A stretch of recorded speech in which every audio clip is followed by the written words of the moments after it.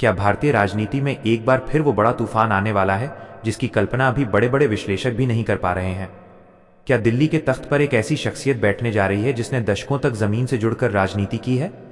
आज के इस वीडियो में हम एक ऐसी संभावना पर बात करने वाले हैं जिसने अचानक से पूरे देश का सियासी पारा बढ़ा दिया है। हम बात कर रहे हैं बहुजन समाज पार्टी की सुप्रीमो और उत्तर प्रदेश की 4 बार मुख्यमंत्री रह चुकी मायावती जी की। लोग कह रहे हैं कि शांत दिखने वाली लहर के नीचे एक ऐसा ज्वालामुखी पक रहा है जो आने वाले चुनाव में सबको चौंका सकता है। आखिर वो कौन से 5 बड़े संकेत हैं जो इशारा कर रहे हैं कि मायावती देश की अगली प्रधानमंत्री बन सकती हैं?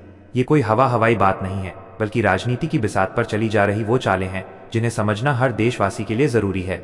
अगर आप भी मानते हैं कि बहन जी में देश को संभालने की ताकत है, या आप उनकी राजनीति के प्रशंसक हैं, तो इस वीडियो को अभी लाइक करें और हमारे चैनल को सब्सक्राइब जरूर करें।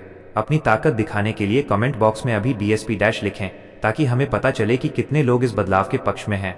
वीडियो को आखिर तक जरूर देखिएगा, क्योंकि तीसरे संकेत में मैं आपको एक ऐसी गुप्त रणनीति के बारे में बताऊंगा जिसे सुनकर आपके होश उड़ जाएंगे। राजनीति में खामोशी का मतलब अक्सर हार नहीं, बल्कि एक बड़े हमले की तैयारी होती है।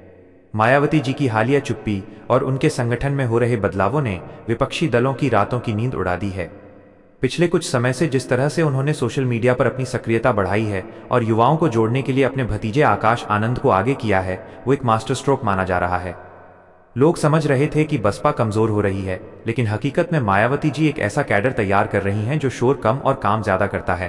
क्या आपको पता है कि पर्दे के पीछे कुछ ऐसे क्षेत्रीय दलों के साथ बातचीत शुरू हो चुकी है जो राष्ट्रीय स्तर पर एक नया मोर्चा बनाने की तैयारी में है? सस्पेंस इस बात का है कि क्या मायावती जी खुद को एक किंग मेकर के रूप में देख रही हैं या सीधे किंग बनने की तैयारी है? इस खेल का पहला संकेत उनकी रैलियों में उमड़ रही उस भीड़ में छिपा है जो मीडिया के कैमरों से दूर रहती है लेकिन वोटिंग मशीन पर अपनी ताकत दिखाती है। अगले भाग में हम इसी पहले बड़े संकेत को गहराई से समझेंगे कि कैसे मायावती जी का साइलेंट वोट बैंक फिर से जाग चुका है। राजनीति के जानकारों का कहना है कि मायावती जी को कभी भी कम आंकना सबसे बड़ी भूल साबित हो सकती है। पहला सबसे बड़ा संकेत है उनका साइलेंट कैडर और वोट बैंक का पुनर्गठन।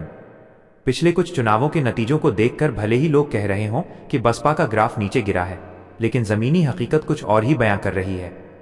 मायावती जी ने अपनी रणनीति बदलते हुए इस बार बड़े बड़े होर्डिंग्स और टीवी विज्ञापनों के बजाय गांव-गांव और घर-घर जाकर अपने कोर वोटर्स को एकजुट करना शुरू कर दिया है।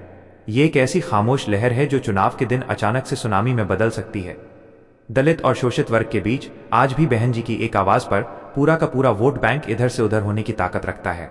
इस बार खास बात यह है कि उन्होंने केवल अपने पारंपरिक वोट बैंक पर ही ध्यान नहीं दिया है, बल्कि अति पिछड़ों और उन वर्गों को भी जोड़ा है जो मौजूदा व्यवस्था से खुद को अलग थलग महसूस कर रहे हैं। जब सत्ता के गलियारों में सन्नाटा होता है, तब मायावती जी का संगठन जमीन पर सबसे ज्यादा सक्रिय होता है, और यही वो संकेत है जो इशारा कर रहा है कि दिल्ली की कुर्सी के लिए एक बहुत बड़ी बिसात बिछाई जा चुकी है।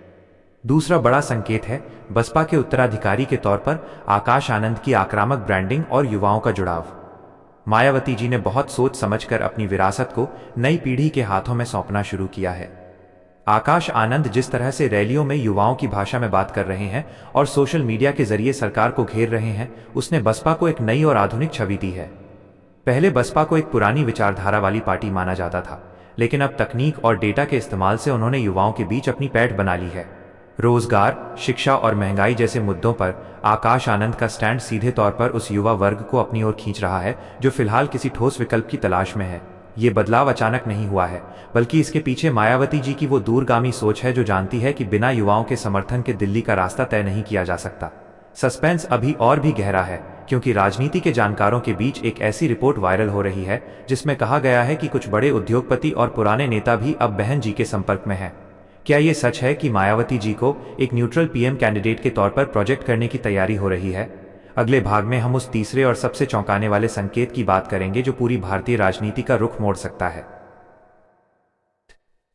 अब बात करते हैं उस तीसरे और सबसे चौंकाने वाले संकेत की जिसने दिल्ली के राजनीतिक गलियारों में हलचल मचा दी है।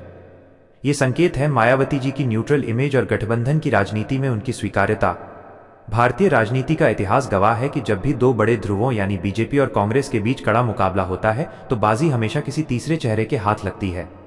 आज के समय में विपक्ष के कई क्षेत्रीय दल ऐसे हैं जो न तो पूरी तरह कांग्रेस के पीछे चलना चाहते हैं और न ही बीजेपी के साथ जाना चाहते हैं।